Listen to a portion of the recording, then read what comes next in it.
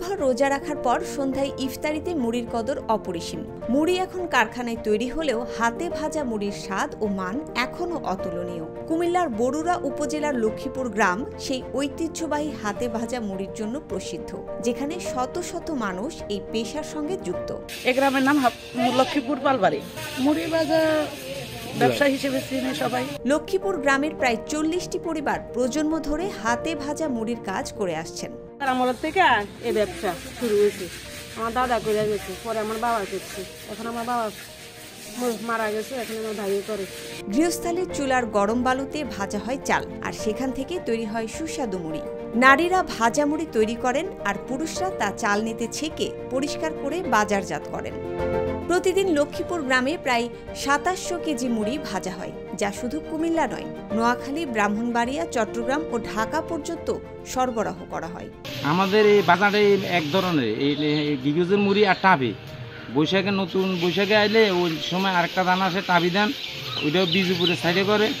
আর এখন যে বর্তমান দানটা, এটা আমরা আনি বরিশাল থেকে সংগ্রহ করি, আমাদের অত্র এলাকা হয় না, বরিশাল থেকে আনি। আমাদের প্রতি কেজি চালের পরে পায় 80 টাকা, মুড়ি বেশি আমরা 110 টাকা।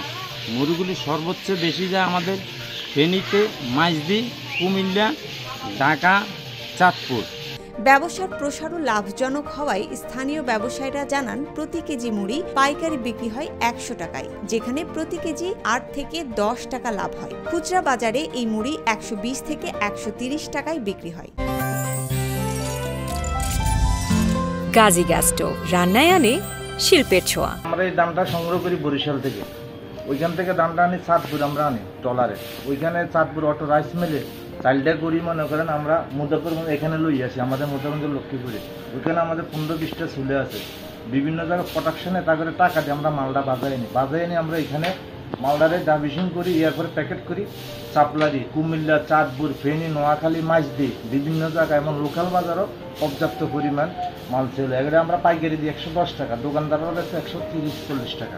বছরের অন্যান্য সময়ে প্রতি মাসে 5 লাখ টাকার মুড়ি বিক্রি হলেও রমজান মাসে চাহিদা বেড়ে তা 20 থেকে 25 লাখ টাকায় পৌঁছে যায়। অন্য সময় থেকে রমজান একটু বেশি বেচা কিনি হয়। অন্যান্য সময় মনে করেন প্রতি সপ্তাহে যে আমাদের 1 লাখ টাকা ছিল, তো মানে এখন মনে করেন 1.5-2 লাখ টাকা ছিল সপ্তাহ। মুড়ি ভাজার জন্য মূলত 2 ধরনের চাল ব্যবহৃত হয়, গিগস চাল ও টাফি চাল। গিগস চালের মুড়ি হয় লম্বা, আর বৈশাখ মাস থেকে শুরু হয় টাফি চালের মুড়ি ভাজা, যা গোল ও অধিক সুস্বাদু। চিকেন মুড়ির সাথে আমাদের হত্যা হবে না, কারণ চিকেন মুড়ি বাজে মেইল পোলার, মেইলের পার্টিটা বাজে, তারা 1 কেজি মুড়ি বেচে আমরা 60 টাকা। আমরা চিকেন মুড়ি বেচলে আমাদের 70-75 টাকা হত্যা হয়ে যায়, তা আমাদের ওইটা লস আসে। তাই আমরা মোটা মুড়িটা বাজি, ওইটা 60টাই আলাদা, এটাকে ধরে রাখার জন্য আমরা বাজতেছি।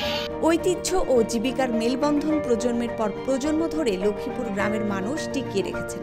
এটি শুধু তাদের সংস্কৃতির অংশ নয়, বরং জীবিকার অন্যতম মাধ্যমও। বিশেষ করে রমজান মাসে হাতে ভাজা মুড়ির জনপ্রিয়তা ও ব্যবসা বহুগুণে বেড়ে যায়, যা এই গ্রামবাসীর অর্থনৈতিক উন্নয়নে গুরুত্বপূর্ণ ভূমিকা রাখে। মুসবা আলিম তিন্নি, জিটিভি নিউজ।